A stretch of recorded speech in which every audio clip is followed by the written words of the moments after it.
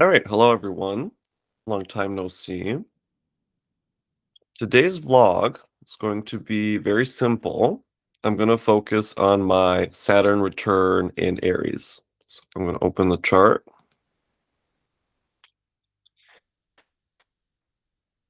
Okay. So there you can see that while I'm at the peak of my Saturn return in the 12th house Aries. And so here's what's happening. And keep in mind that Saturn rules my 10th house because my work is at the forefront of all this. I am becoming aware that it's up to me now. I have to make all of my ideas take place. And I have many ideas, and I struggle to materialize them by actually acting on them. Right? So all the energy has to come from me. All the visions that I have about what to do for the cause of astrology with this channel and other projects that I have, like it all has to come from me. There's nobody else that's going to do it. There's nobody else that is going to do that work. So that reality that I envision, I have to make it happen. I have to start building, which means taking action, consistent action every single day, constantly. Like whatever idea I have, take a minute and actually do it. Not just sit and think and imagine and be lost in all of the potential and the possibilities and the things that I see that could be, but really express them. Even if it's awkward, even if I don't know how, even if it's new for me to actually take action, because this freedom, this sovereignty, this total authority that I was looking for all of my life, I have it now. There is nobody else telling me what to do, right? I am an entrepreneur. I do run my own business.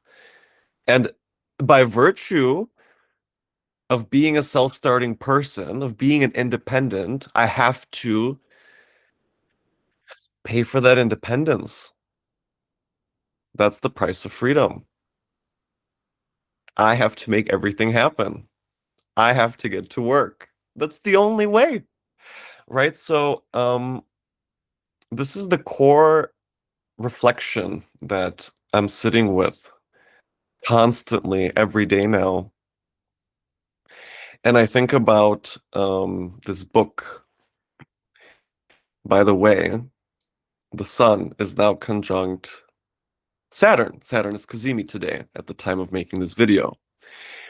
And so I saw on Threads somebody had posted an excerpt from an astrology book, and everyone in the comments was saying, "Oh, what's the name of the book? I would like to read the book." Da, da, da. And I have to be honest, of course, I was also curious about what's being said in that book because it's on the subject of astrology, and that's always fascinating. Like, who doesn't want to learn more? And I understood like that is something that's valuable to people. Like, people want to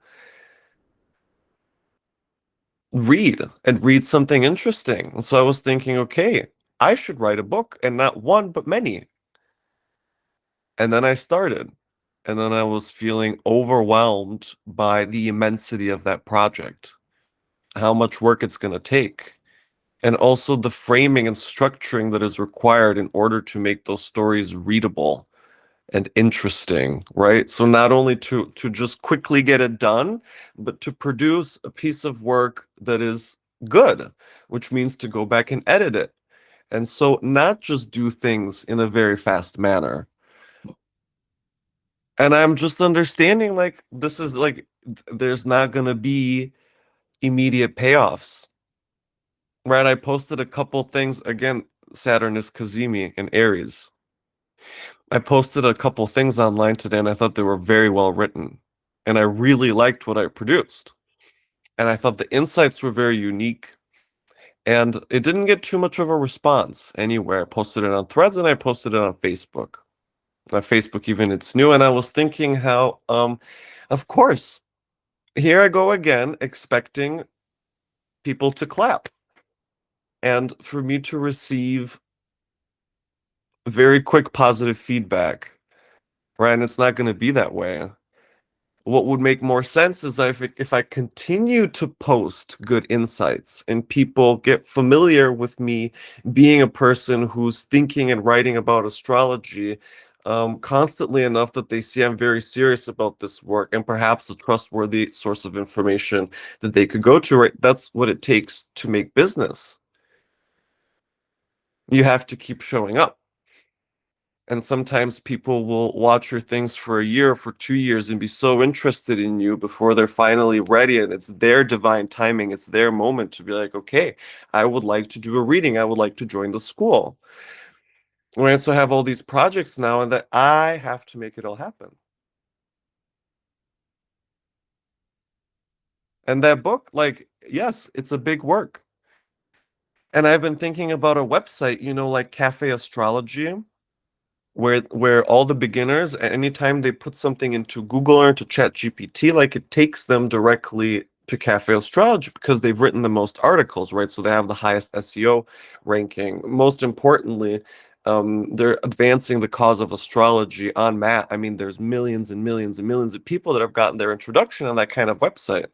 So of course I've been thinking, well, I would like to make that kind of website, make it more modernized, make it more updated, make it with my insights. But imagine to produce a work of such magnitude requires a lot of work, right? It takes a lot of time. And in that time, there's nobody holding up that non-existent as of yet website and saying, look at this masterwork. Right. And so for me, there's this struggle during my Saturn return. It's just understanding I'm not going to get that immediate high anymore. Like I'm transitioning into a different chapter of my life where, yes, I'm going to sit down and produce a more serious, more reputable, more understandable work. And yes, maybe nobody's going to know about me for a while, right? But just keep producing information. Get started.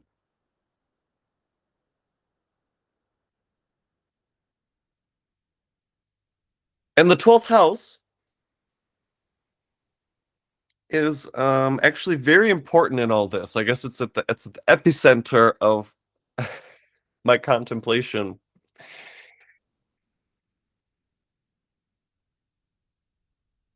In order to act, I really have to distance myself from the world and all of the noise that is in the world and all of the things that people are doing and saying and just getting distracted by scrolling and watching videos on TikTok and reading what is happening geopolitically on X and seeing everybody's like narratives that they're posting on threads, right? So I'm doing a lot and I'm gaming, right? So there's a lot of time spent consuming information, and it feels as though if I'm going to make this reality take place, the one that I constantly imagine, the reality of astrology that I would like to advance, I have to quiet down. I have to really be more silent and become more intense and spend more time in the void, in the quiet, and wait for an impulse to come and allow that impulse to express itself on whichever platform it wants to, in whatever form it wants to. But in the first place, just be restful, be away from the world, be less in all of everyone's energies, and then move from that place of silence and that place of clarity, that place of the ideas are coming, and then I'm writing them. I'm waiting for them to really shape themselves in my mind instead of just blurting on the keyboard, and then I'm writing. One sentence at a time, carefully following the train of my thought, being more focused, acute, aware, and also focused on like the cosmic order, the imperceptible, the intangible, which is what we study, when we're practicing astrology.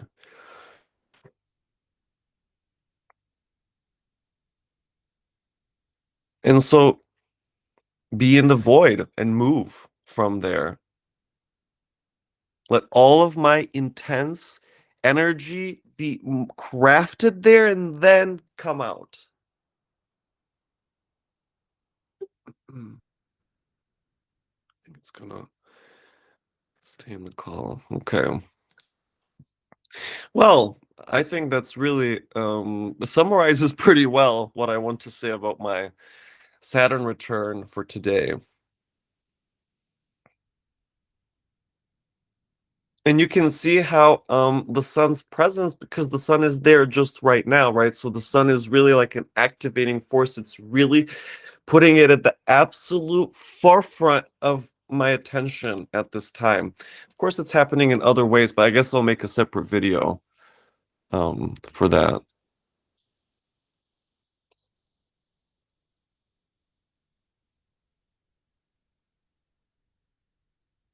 Okay, I'll leave it at this for now.